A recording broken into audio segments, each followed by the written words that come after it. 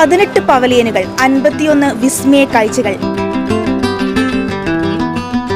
ഏഷ്യയിലെ ഏറ്റവും വലിയ വിസ്മയ കാഴ്ചകൾക്കാണ് തോന്നിക്കൽ ബയോ 316 സയൻസ് പാർക്ക് സാക്ഷ്യം വഹിച്ചത്. ആ വിസ്മയ കാഴ്ചകൾ നമുക്കൊന്ന് കാണാം. നല്ല രീതിയിൽ നമുക്ക് പഠിക്കുന്ന കാര്യങ്ങളൊക്കെ ശ്രദ്ധിച്ച് പഠിക്കാൻ പറ്റുന്ന ഒരു രീതിയിൽ ആർട്ട് വർക്കാണ് ഇവർ ചെയ്തിരിക്കുന്നത്. എനിക്ക് വന്നിട്ട് അതിൽ സ്റ്റാർസ്, ഗാലക്സി ഇഷ്ടപ്പെട്ടു. പിന്നെ എക്സ്പ്ലെയിൻ ചെയ്ത് തരുന്നത് സൂപ്പറാണ്. പിന്നെ പഠിക്കേണ്ട കാര്യങ്ങളൊക്കെ കുറേ ഉണ്ട്. ഫസ്റ്റ് പവലിയനിൽ യൂണിവേഴ്സ് എന്താണ്, അതിൻ്റെ ഫോർമേഷൻ, എർത്ത്, അങ്ങനെയുള്ള കാര്യങ്ങളാണ് ചെയ്യുന്നത്. അത് കഴിയുമ്പോഴത്തേക്ക് നമ്മൾ സെൽ എന്താണ്, അത് കഴിഞ്ഞിട്ട് അടുത്ത പവലിയൻ HMS ബീഗിൾ, അതുപോലെ T-Rex, അത് കഴിഞ്ഞ് എക്സ്പ്ലോറിങ് അവർ ഹ്യൂമൻ ബോഡി. അതങ്ങനെ ഓരോ പവലിയനിലും ഓരോ സബ്ജക്റ്റാണ്.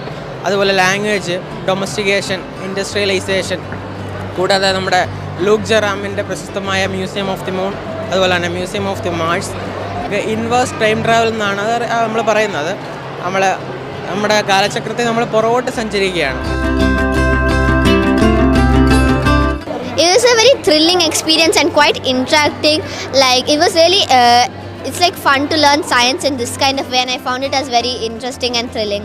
റിയലായിട്ട് തോന്നിപ്പിക്കുന്ന സംഭവങ്ങളെ പോലെയാണ്. ഫോസിൽസ് ഒക്കെ കണ്ട റിയൽ ഡൈനോസറിൻ്റെ എല്ലുകളെ പോലെയാണ് ഇരിക്കുന്നത്. പിന്നെ സ്പേസ് ഗ്ലാസ് ബ്രിഡ്ജൊക്കെ നല്ല അടിപൊളിയായിരുന്നു. പഠിക്കാൻ കുറേ കാര്യങ്ങൾ കിട്ടുന്നുണ്ട്.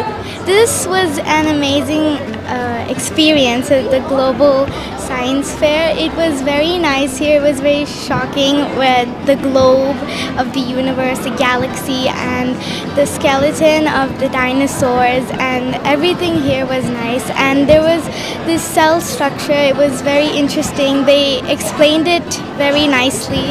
It was a very nice experience.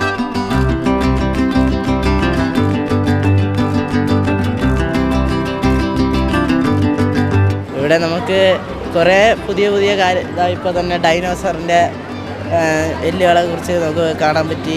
പിന്നെ നമ്മൾ ഇപ്പോൾ പഠിച്ചുകൊണ്ടിരിക്കുന്ന പാഠത്തിൽ സെൽ ഡിവിഷൻ എങ്ങനെ ഉണ്ട് അവിടെ, അതിൻ്റെ പടമൊക്കെ കൊടുത്തിട്ടുണ്ട്. അങ്ങനെ കുറേയൊക്കെ നമുക്ക് മനസ്സിലായി. പുസ്തകത്തിൽ കണ്ടതിനെക്കാട്ടി സൂപ്പറായിട്ട് ഇവിടെ TV-യിൽ നമുക്ക് എല്ലാം മനസ്സിലാവുന്ന രീതി കാണിച്ചു തന്നു.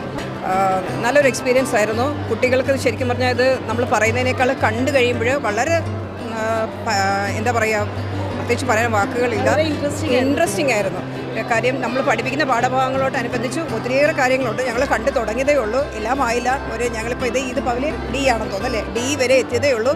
അതിൽ നമ്മൾ വിചാരിച്ചതിനേക്കാൾ ഒത്തിരിയേറെ നന്നായിരിക്കുന്നു.